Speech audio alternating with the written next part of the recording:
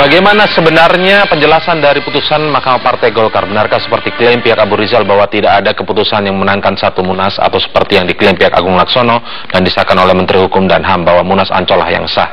Kami akan tanyakan langsung dengan Hakim Mahkamah Partai Golkar Andi Matalata. Selamat malam Pak Andi. Selamat malam. Ya, terima kasih sudah hadir. Kemudian ada Pak Jeki Setiadi, analis politik senior. Selamat malam. Ya, selamat malam. Selamat malam. Baik, kita akan dengarkan dulu dari pihak Abu Rizal Bakri yang menyebut bahwa ada yang memanipulasi dari putusan Mahkamah Partai Golkar berikut ini. Mahkamah Partai Golkar itu mengatakan tidak dapat mengambil keputusan, itu amar keputusannya. Tetapi kemudian dimanipulasikan seolah-olah bahwa keterangan-keterangan berikutnya setelah amar keputusan itu, yang menyatakan bahwa Muladi dan Natabaya mengatakan A, Andi dan Jasri mengatakan B, seolah-olah itu bahwa itu merupakan bagian dari amar keputusan, padahal itu hanya merupakan keterangan dari amar keputusan. Langsung kita tanyakan pada hakimnya. Pak Andi sebenarnya tidak dapat mengambil keputusan, Anda setuju ini? Begini ya, etiknya dulu. Ya. Agak panjang ini. Ya, silakan Pak. Seorang hakim yang sudah mengeluarkan keputusan, secara etis tidak boleh lagi mengomentari keputusannya, karena itu sudah menjadi milik masyarakat. Karena itu, kalau itu yang Anda tanya kepada saya, paling-paling saya akan mengatakan Mahkamah Partai ini bersidang karena 3 hal. Pertama, undang-undang yang memberi kewenangan. Yang kedua, putusan Pengadilan Negeri Jakarta Pusat yang menolak gugatan Agung Laksono karena ini domainnya Mahkamah Partai. Dan yang ketiga, keputusan Pengadilan Negeri Jakarta Barat yang menolak gugatannya ARB karena ini adalah domain partai, domain Mahkamah Partai. Karena itu Mahkamah Partai bersidang. Apa yang disidangkan Mahkamah Partai? Menurut undang-undang yang disidangkan Mahkamah Partai adalah perselisihan partai politik. Menurut undang-undang, yang dimaksud perselisihan partai politik ada 6 spesiesnya. Spesies yang pertama yang menyangkut kepengurusan. Spesies yang kedua yang menyangkut pelanggaran hak anggota. Spesies yang ketiga yang menyangkut penyalahgunaan kewenangan. Spesies yang keempat pemecatan yang tidak berdasar. Spesies yang kelima ialah pertanggungjawaban keuangan. Spesies yang keenam ialah penolakan terhadap keputusan partai. Undang-undang memberi treatment yang berbeda terhadap keenam hal ini. Treatment yang berbeda, Pak ya? Ya. Khusus untuk spesies yang pertama, perselisihan partai politik yang menyangkut kepengurusan, itu oleh pasal 32 ayat 5 dikatakan bersifat final and binding secara internal. Yang 5 ini kalau tidak puas boleh ke pengadilan. Yang 5 boleh kalau tidak puas ke pengadilan. Itu pasal 33. Tetapi kalau soal yang pertama, perselisihan menyangkut kepengurusan final and binding. Final and binding. Jadi tidak bisa lagi ke pengadilan. Keenam spesies ini ada di dalam penjelasan pasal 32 yang mungkin orang tidak baca. Nah, kenapa undang-undang membedakan? Karena undang-undang melihat kalau yang 5 hal ini ditahan sampai 100 hari, partai politik tetap bisa jalan.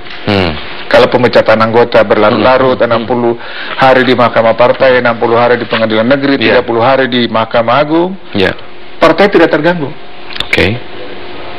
Tapi kalau perselisihan tentang kepengurusan yang tertunda lama penyelesaiannya, partai tidak bisa running. Itu bedanya. Karena itu tidak bisa dibawa ke pengadilan lagi. Final and binding. Final and binding harus cepat ada keputusan supaya partai bisa bergerak. Kalau 5 yang lain tetap bisa. Itulah 100 hari batasnya begitu ya. Nah, baik. Jadi ini perkara yang perselisihan yang ditangani oleh Mahkamah Partai ialah perselisihan tentang kepengurusan. Kalau saya ibaratkan ya, kalau perkara itu perkara tentang pencurian, cari diktum tentang pencurian. Jangan cari diktum tentang pembunuhan. Kalau perkara itu mengenai korupsi, cari diktum mengenai koruptor. Jangan cari diktum yang lain. Ini perkara sengketa mengenai kepengurusan. Kan itu cari diktum yang menyangkut kepengurusan. Kalau ada diktum lain, itu bukan urusan mahkamah ini. Itu aja yang saya silakan baca itu keputusan. Ada nggak diktum mengenai kepengurusan? Kalau yang Anda cermati, Pak Kristiadi, iya, karena Anda memegang saya kira ini dari... bagi saya jelas sekali seperti dari Profesor dari mantan Mahkamah Agung, saya kira jelas sekali bahwa sebetulnya perbedaan pendapat dari Pak Muladi dan Pak Natabaya itu bukan urusan mengenai masalah menolak putusan yang ada dalam diktum, tapi merekomendasi yang 4 tadi itu, dan itu sudah diakomodasi dan ditandatangani oleh semua, ya. Jadi menurut saya ini sangat jelas sekali. Jadi oleh karena itu bagi saya yang penting jangan kemudian Pak Abu Rizal mengakali kemustahilan melalui apa yang sudah diputuskan. Yang menurut saya ini sudah sangat sesuai dengan peraturan perundangan. Ya, karena ini cuma itu undang-undang partai politik. Nah, yang ada dalam diktum ini apa saja bisa disebutkan? Yang garis besarnya. Ini garis besarnya diktum itu. Diktum itu halaman 133 ini mengatakan bahwa mengabulkan permohonan pemohon sebagian untuk menerima kepengurusan DPP Partai Golkar Munas Ancol secara selektif di bawah kepemimpinan Saudara Agung Laksono dengan kewajiban mengakomodasi kader-kader Partai Golkar dan DPP Partai Golkar hasil Munas Bali yang memenuhi syarat PDLT, prestasi, dedikasi, loyalitas dan tak tercela.